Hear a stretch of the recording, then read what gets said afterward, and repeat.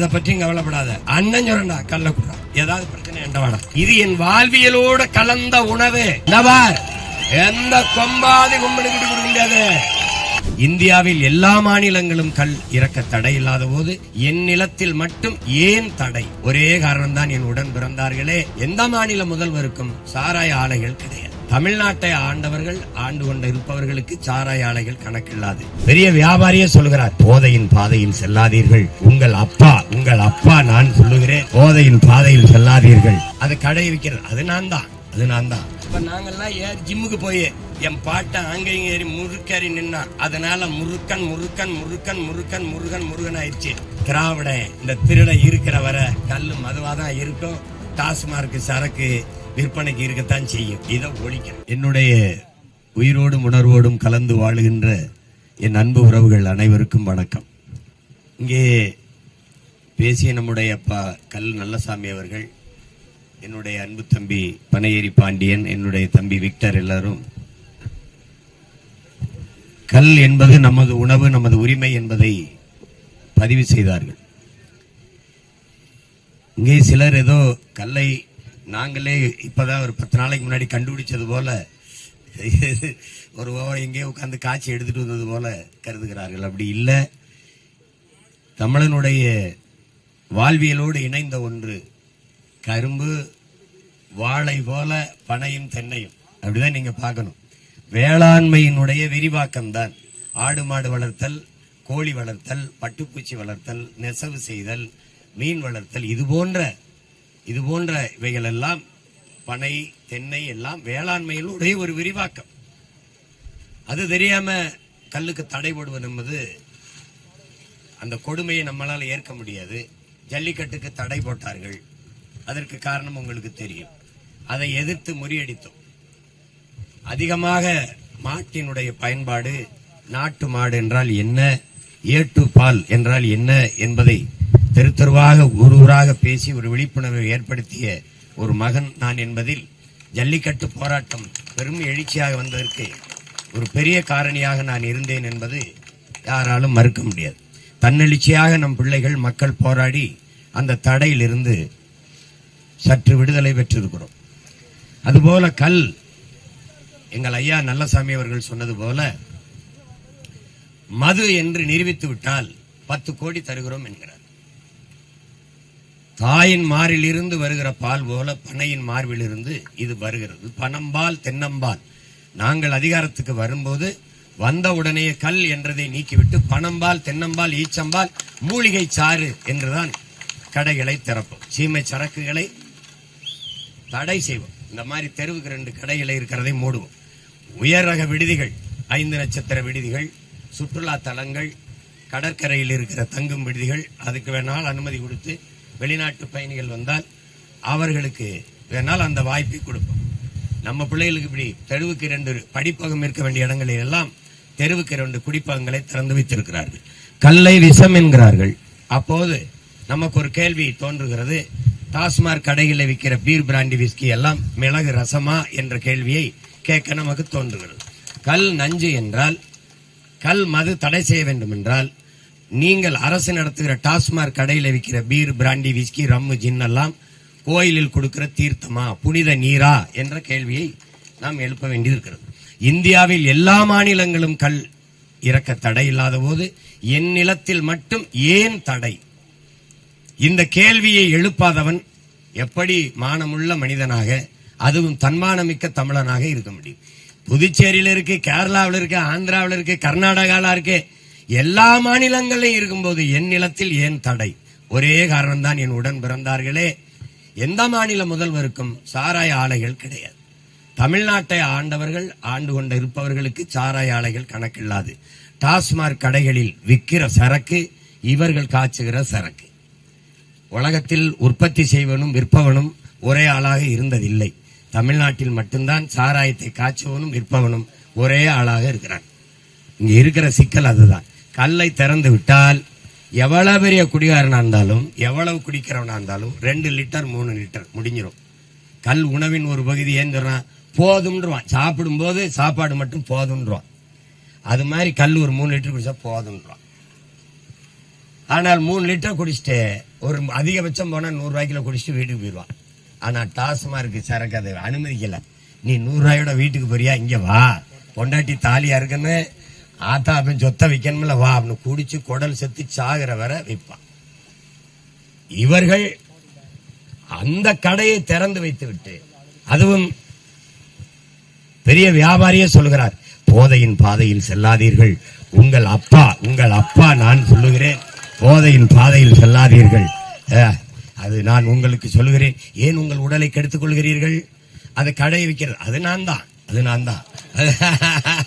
எங்க ஊர்ல ஒரு பெரிய ஒரு தாத்தா தெருவில் நாங்கெல்லாம் சின்ன பிள்ளையா விளையாடி இருக்கும்போது, பாடாவதி பல்லுப்பொடி யாரும் வாங்காதீர்கள், பாடாவது வெள்ளிப்பொடி யாரும் வாங்காதீர்கள், சாப்பிட்டு 4 நாள் ஆச்சு பாரு. நாங்க எங்க அம்மா பாவம்மா தாத்தா சாப்பிட்டு 4 நாள் ஆச்சுங்கிறாருன்ட்டு அவர் சொன்ன பாடாவதி பல்பொடியை வாங்குவோம். அது மாதிரி நம்ம அப்பா, யாரும் குடிக்காதீர்கள், உங்களை நம்பிதான் திறந்து வச்சிருக்கேன், 50,000 கோடி அதுல இருந்தா வரணும். இது ஒரு கூத்து, இது ஒரு கொடுமை. அதான் இது அந்த நிலைமையை மாற்றணும். கலிகட்கு நீட்டத்தம் கையால் கலிகள் விதிர்த்திட்ட வெங்கல் துளி கலந்து ஓங்கு எழில் யானை மிதிப்ப சேராகுமேன்னு சங்க இலக்கியத்துல பாட்டுருக்கு. அதுக்கு என்ன பொருள்? கல்ல குடிக்கும் போது சிந்திர கல்லு நுரை அதெல்லாம் தெருவெங்கு நிறைஞ்சு கிடக்கும் போது அதுல மிதிச்சு போன யானை நடந்து போகும்போது அந்த கல்லோட சேர்ந்த மனம் வீசுதுறாங்கிறான் சங்க இலக்கியத்துல. இங்க பல பேர் நாங்க கண்டுபிடிச்ச மாதிரியே பேசிக்கிட்டு இருக்கான். அதே அதிகமான அவையும் கல்லுண்டு கொண்டு பேசிக்கொண்டு இருந்தாங்கிறான்.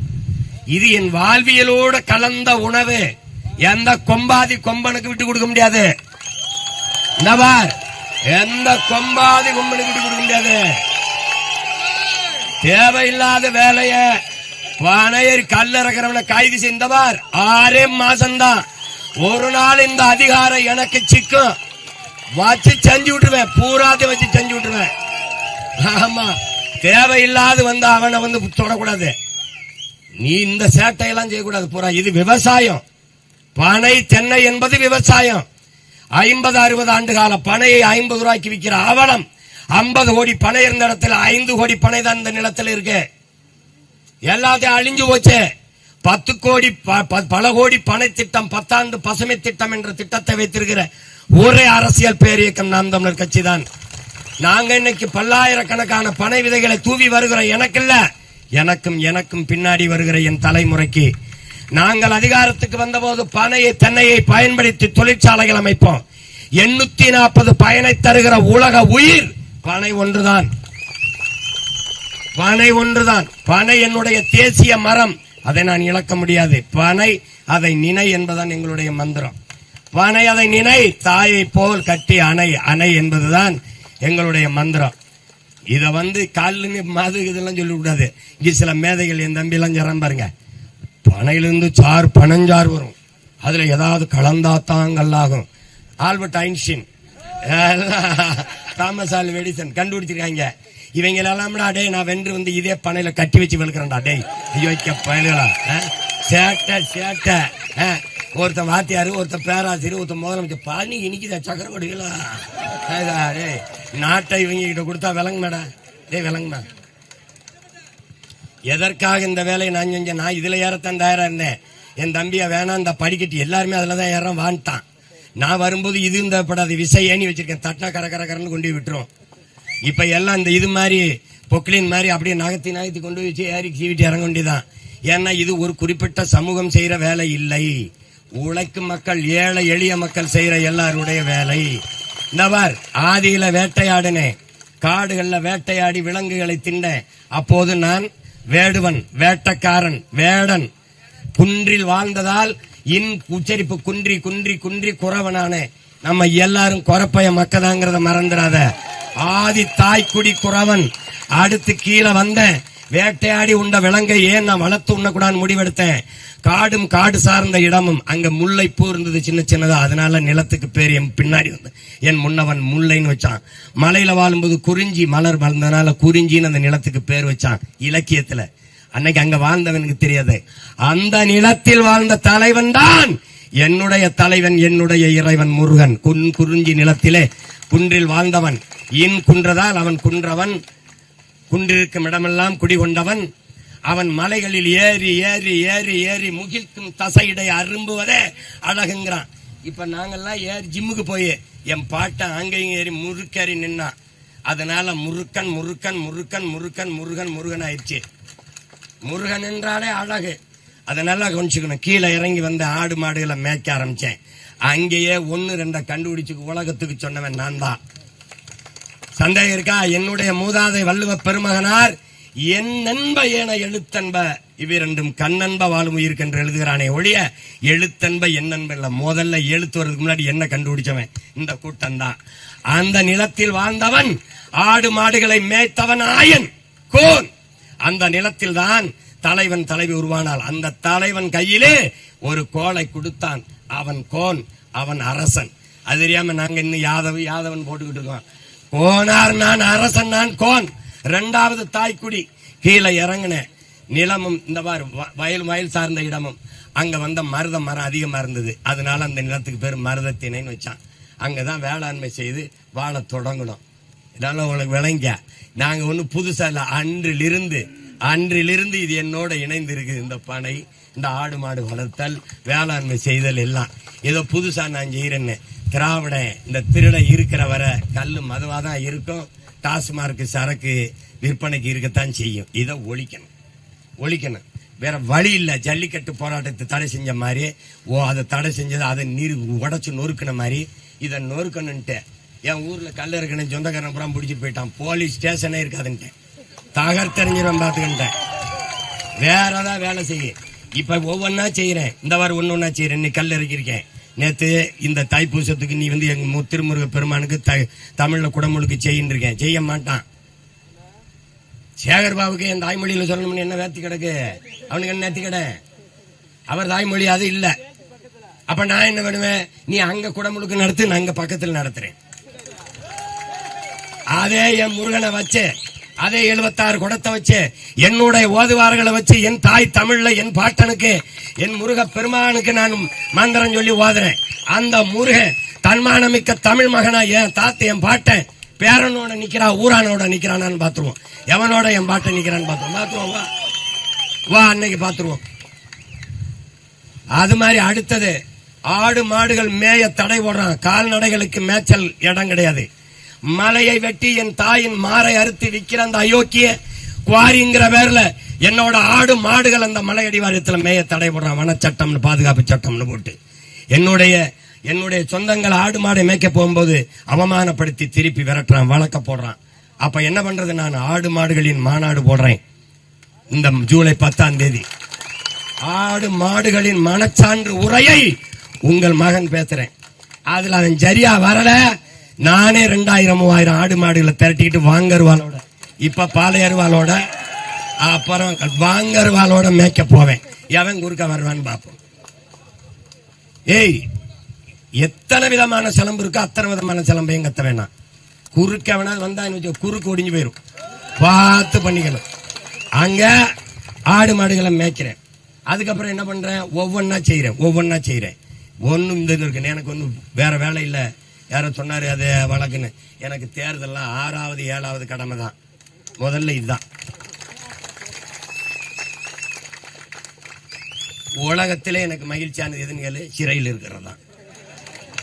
ஏன்னா எவனும் எனக்கு அழைக்க மாட்டான், செய்தி போட மாட்டான். அண்ணே என்னை கிள்ளிட்டான், அண்ணே என்னை நோண்டிட்டான். வரல 24 மணி நேரமும் புத்தகமும் நானும் இருப்பான். பக்கத்துல ஒரு ஏடு இருக்கு, ஒரு பேனா இருக்கு. நான் பாட்டுக்கு எழுதுவேன். மண்டை நிறைய சேர்த்துக்கிட்டு இங்க வந்து பூராப்பிலும் கொண்டு எடுத்துருவேன்.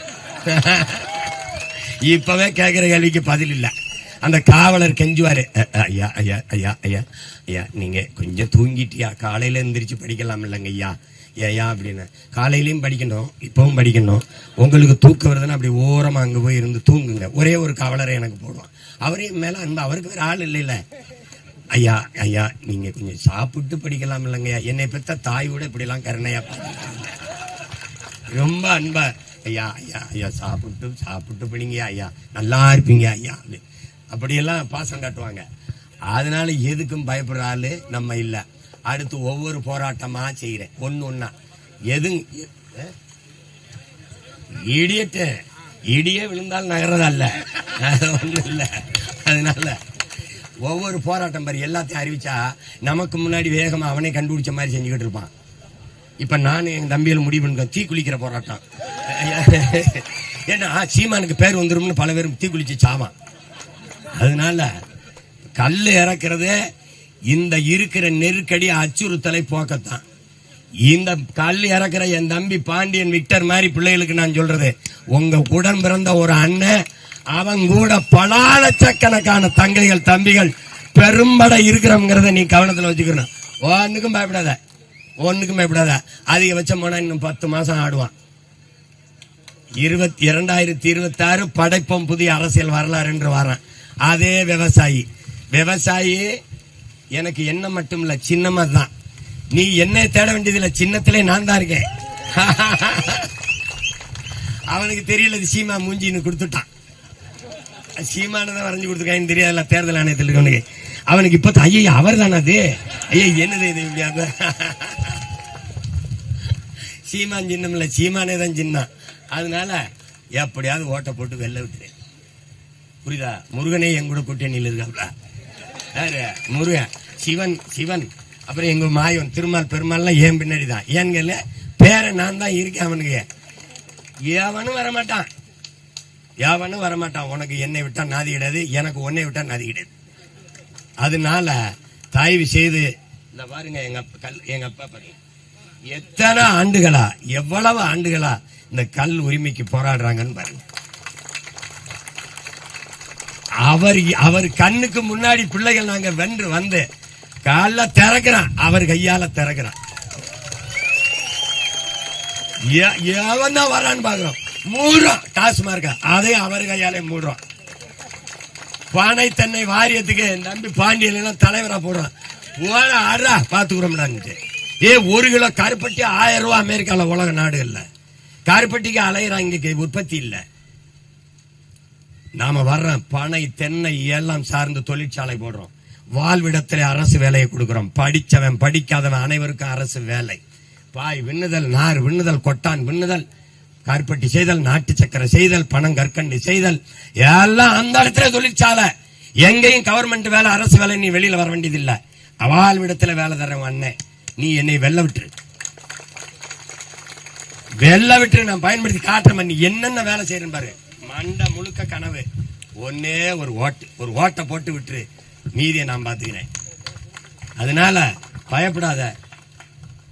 கள்ள குடிக்க ஊக்கப்படுத்துறாரு. டேய் ஒரே கேள்விதான்டா, கள்ள குடிச்சு செத்தவன் ஒருத்தனை சொல்றான், சொத்தம்பிட்டையும் வித்தவனை காட்டுறா, நாங்க போயிடறோம். ஒரு மர கள்ள குடிச்சு பாடுறா, இப்படி மினு திமிரா இருக்கு. அந்த இது குடல் செத்து போச்சு, ஈரோக்குள்ள அழுகி போச்சு, இந்த ஆர்கான் செத்து போச்சு, ஒரு அளவு இருக்காது, எல்லாம் தெம்பாயிரும்.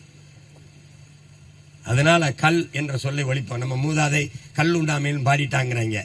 அவன் எல்லாம் பாடினா, புலால் உண்ணாமை கூட தான் சொல்லியிருக்கான்.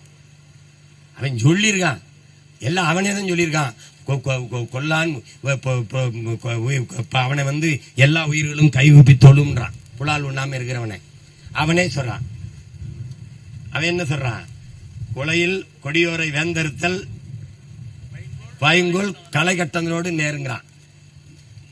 அரசனுக்கு துரோகிகளை போட்டு தள்ளுறது ஒரு களை எடுக்கிறதுக்கு சமம்டாங்கிறான். அதனாலதான் பாளையர்வாளோட சுத்தம், பல வேற களை எடுக்க வேண்டியது இருக்கு.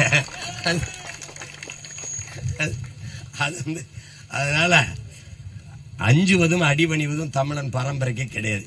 சிறை என்றால் நிறை, தடை என்றால் உடை. எதையும் தகர்க்கும் தமிழர் பெரும் படை. அதனால தைரியமா கவலைப்படாம இரு. ஒவ்வொன்னா செய்யறோம், ஒவ்வொன்னா செஞ்சு விடுறோம். எது இருக்கோ எதிர்த்து போரிட்டு நொறுக்குவோம். அப்ப என் தம்பி கூட சொன்னா, வன பாதுகாப்பு சட்டம் நம்ம மேல்முறையீடு செய்யலாம்னா, இங்க இருக்கிறத விட அங்க இருக்கிறோம் பெரிய. ஆமா, அதெல்லாம் மேயக்கூடாதுன்னு சிக்கலாயிரும்.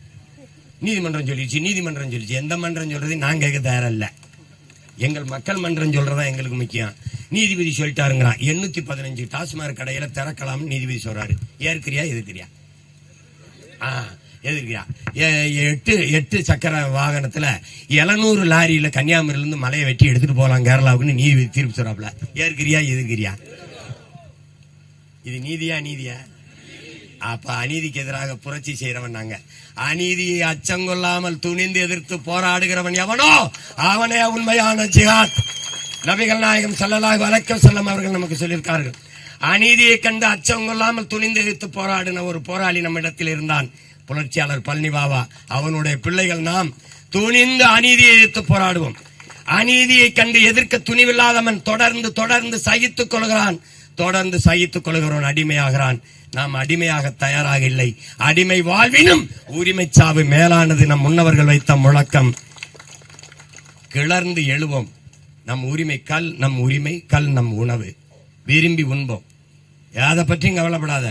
அண்ணன் சொல்றா கல்ல குடுறா, ஏதாவது பிரச்சனை எண்ட வாடா புரட்சி வெல்லட்டும்.